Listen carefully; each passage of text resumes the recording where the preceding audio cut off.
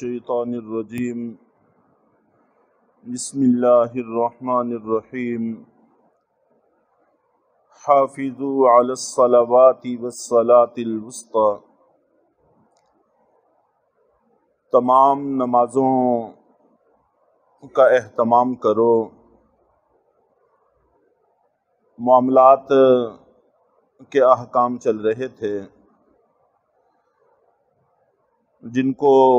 حقوق العباد سے تعبیر کیا جا سکتا ہے کہ حقوق العباد کے حوالے سے بات ہو رہی تھی۔ اب حقوق اللہ کی طرف اللہ رب العزت اپنے بندوں کو متوجہ فرما رہے ہیں۔ ایسا نہ ہو کہ نکاح اور اس جیسے معاملات میں الجھ کر تم لوگ نمازوں کو ضائع کرنے لگ جاؤ، یا طلاق اور اس جیسی الجھنوں میں پھنس کر نماز کو ضائع کرنے لگ جاؤ۔ گویا کہ خوشی کے مواقع اور پریشانی کے مواقع، ان میں سے کوئی موقع بھی نماز میں رکاوٹ نہیں بننا چاہیے، اور تمام کی تمام نمازوں کی محافظت کا حکم ارشاد فرمایا ہے کہ ساری ہی نمازوں کا خیال رکھا کرو، بالخصوص والصلاة الوسطی، درمیانی نماز کا، صلاۃ وسطیٰ کا۔ صلاۃ وسطیٰ یہ کون سی نماز ہے؟ اس میں زیادہ تر علماء کرام، محدثین، مفسرین کا خیال یہ ہے کہ یہ عصر کی نماز ہے، اور اس کے علاوہ بھی اقوال موجود ہیں فجر کی نماز کے بارے میں، ظہر کی نماز کے بارے میں، مغرب کی نماز کے بارے میں، اور ہر ایک کے کئی دلائل ہیں جن کے یہاں تذکرے کی ضرورت نہیں ہے، لیکن زیادہ تر تذکرہ عصر کی نماز کا ہے۔ چنانچہ غزوہ خندق کے موقع پر جب دشمنوں کی طرف سے کافی دباؤ رہا،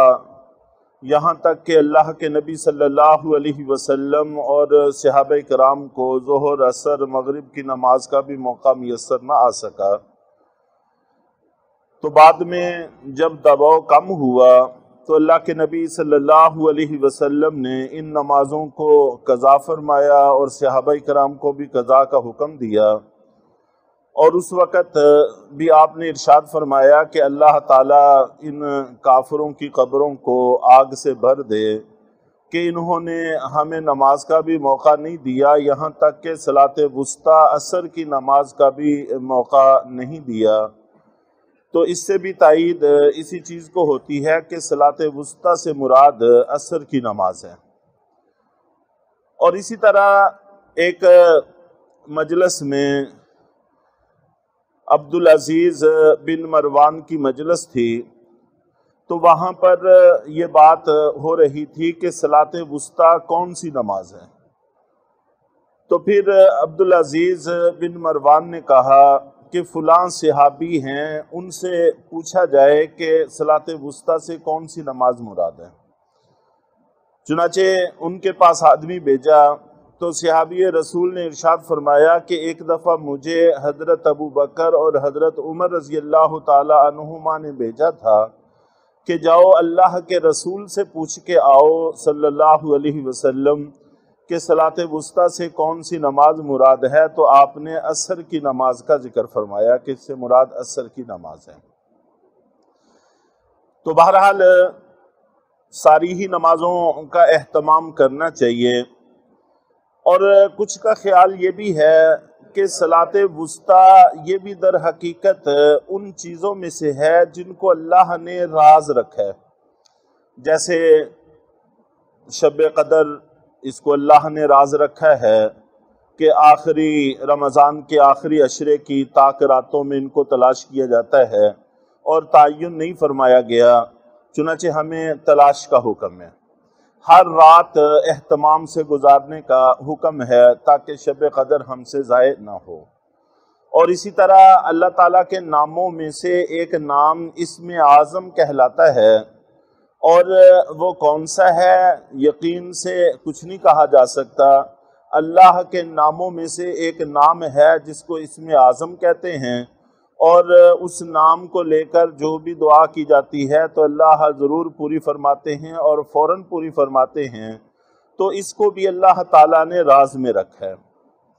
اسی طرح ایک ساعت جمعہ کہلاتی ہے کہ جمعے والے دن ایک گھڑی ایسی آتی ہے جس میں جو بھی دعا مانگی جائے تو اللہ تعالیٰ اس کو پورا فرماتے ہیں۔ کچھ کا خیال یہ ہے کہ دونوں خطبوں کے درمیان میں جو تھوڑا سا وقت ہوتا ہے یہ وہ وقت ہے، چنانچہ ہاتھ اٹھائے بغیر اور زبان ہلائے بغیر دل ہی دل میں آدمی کو اس وقت دعا مانگ لینی چاہیے۔ اور اسی طرح کچھ کا خیال یہ ہے کہ جمعے والے دن عصر سے مغرب تک کا وقت یہ وہ گھڑی ہے۔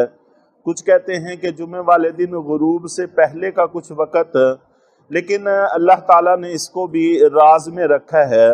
تو بس اسی طرح صلاۃ وسطیٰ یہ بھی اللہ کا ایک راز ہے۔ ہر نماز کو صلاۃ وسطیٰ تصور کرنا چاہیے، اور جو دلائل منقول ہیں جس نماز کا بھی ذکر کیا جائے تو لگتا ہے کہ یہی صلاۃ وسطیٰ ہے۔ جیسے مثال کے طور پر کچھ کا خیال یہ ہے کہ مغرب کی نماز یہ صلاۃ وسطیٰ ہے، اس لیے کہ ایک تو سفر حضر میں یہ ایک ہی رہتی ہے، اس کے اندر فرق نہیں آتا۔ اس سے پہلے 4 رکعتیں ہیں عصر کی، وہ سفر میں 2 رہ جاتی ہیں۔ اس کے بعد عشاء ہے، وہ بھی 4 رکعتیں ہیں، وہ بھی 2 رہ جاتی ہیں۔ تو اور اسی طرح کچھ فجر کی نماز 2 رکعتوں والی ہے اور باقی نمازیں 4 رکعتوں والی ہیں، یہ درمیان میں 3 رکعتوں والی ہے۔ اور اسی طرح اس سے پہلے 2 سری نمازیں ہیں اور اس کے بعد 2 جہری نمازیں ہیں، یہ سری اور جہری کے درمیان میں ہے۔ تو اس طرح سے جس کے بھی دلائل کو دیکھا جائے تو ان میں بڑا وزن محسوس ہوتا ہے۔ تو بہرحال جمہور کی رائے، اکثر کی رائے یہ ہے کہ اس سے مراد عصر کی نماز ہے، اور بہت سارے لوگوں کا یہ بھی خیال ہے کہ یہ ان رموز میں سے ہے کہ جن کو اللہ نے پردے میں رکھا ہے۔ بس ہر نماز کو صلاۃ وسطیٰ تصور کرنا چاہیے۔ وَقُومُوا لِلَّهِ قَانِتِينَ،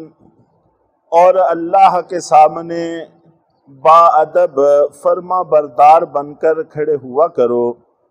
خشوع سے، خضوع سے، کہ انسان کے اندر کی کیفیت بھی اللہ کے سامنے جھکی ہوئی ہو،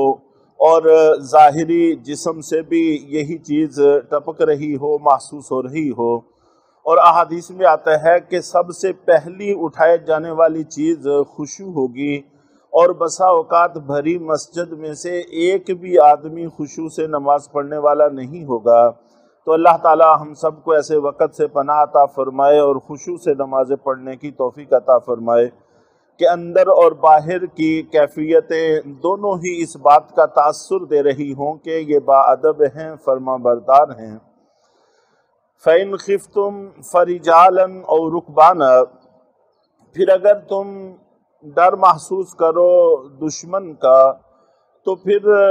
کھڑے کھڑے یا سوار ہونے کی حالت میں نماز پڑھ لیا کرو۔ بسا اوقات جہاد کے حالت میں دشمن کا دباؤ ہوتا ہے، دشمن کا ڈر اور خوف ہوتا ہے کہ اگر ہم نماز میں لگ گئے تو وہ لوگ حملہ نہ کر دیں، نقصان نہ پہنچا دیں۔ تو ایسی حالت میں اشارے کے ساتھ اپنی اپنی سواری پر اور جس طرف کو بھی رخ ہے اسی طرف کو رخ کر کے نماز پڑھ سکتے ہیں، اس میں کوئی حرج کی بات نہیں ہے۔ اور اگر خدا نہ خواستہ ایسا موقع بھی نہ ملے تو پھر نماز کو قضا کرنے کی گنجائش اور اجازت ہے، جیسا کہ غزوہ خندق کا تذکرہ بھی ہوا۔ اور اسی طرح حضرت انس ابن مالک رضی اللہ تعالیٰ عنہ نقل کرتے ہیں کہ حضرت عمر ابن خطاب رضی اللہ تعالیٰ عنہ کے زمانے میں ہم ایک قلعہ تستر کی فتح میں لگے ہوئے تھے۔ صبح صادق کے وقت دشمن کے ساتھ بڑی گمسان کی لڑائی شروع ہو چکی تھی، اور اتنی دیر تک یہ لڑائی جاری رہی کہ اچھی طرح سے دھوپ نکل آئی اور ہمیں نماز پڑھنے کا موقع میسر نہ آ سکا، تو جس کی وجہ سے ہماری نماز قضا ہو گئی۔ اور جب خوب دھوپ نکل آئی اور اس کے بعد اللہ نے فتح عطا فرمائی تو تب ہم نے نماز ادا کی۔ اور حضرت انس ابن مالک رضی اللہ تعالیٰ عنہ کہتے ہیں کہ اس نماز کے بدلہ میں جو اس دن ہم نے قضا کر کے پڑھی ہے، اپنے وقت سے ہٹ گئی ہے، اس نماز کے بدلہ میں اگر کوئی مجھے پوری دنیا اور دنیا کے اندر جو کچھ ہے وہ سارا کچھ دے تو میں اس پر راضی نہیں ہوں گا۔ وہ نماز مجھے اتنی زیادہ عزیز ہے کہ اگر دین کی کسی مصروفیت جیسا کہ یہاں پر ان کو درپیش ہوئی، ڈر اور خوف اور جہاد کا دباؤ، تو ایسی حالت میں اگر نماز رہ جائے تو پھر اللہ کی طرف سے کوئی پکڑ اور گناہ نہیں ہے۔ اور اس صورت میں قبلہ کی طرف رخ کرنا بھی ضروری نہیں رہتا، رکوع سجدہ بھی ضروری نہیں رہتا، اشارے کے ساتھ نماز انسان پڑھ سکتا ہے، سواری پر بھی پڑھ سکتا ہے، اور جس طرف کو سواری کا رخ ہے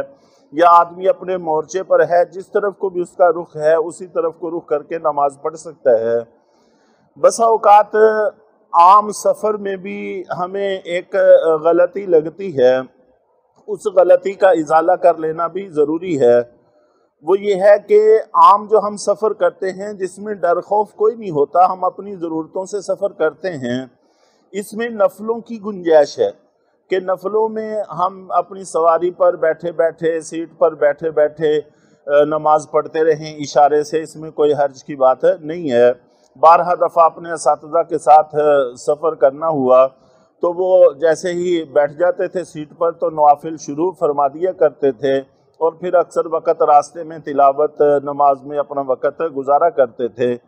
تو بسا اوقات ہم بعض بزرگوں کو اپنی سیٹوں پر نماز پڑھتے دیکھتے ہیں تو وہ نوافل پڑھ رہے ہوتے ہیں، ہم بسا اوقات سمجھ لیتے ہیں کہ شاید وہ فرض پڑھ رہے ہیں تو ہم فرضوں کو ادا کرنا شروع کر دیتے ہیں۔ تو اس سفر میں اپنی سیٹ پر بیٹھے بیٹھے فرض ادا نہیں ہوتے،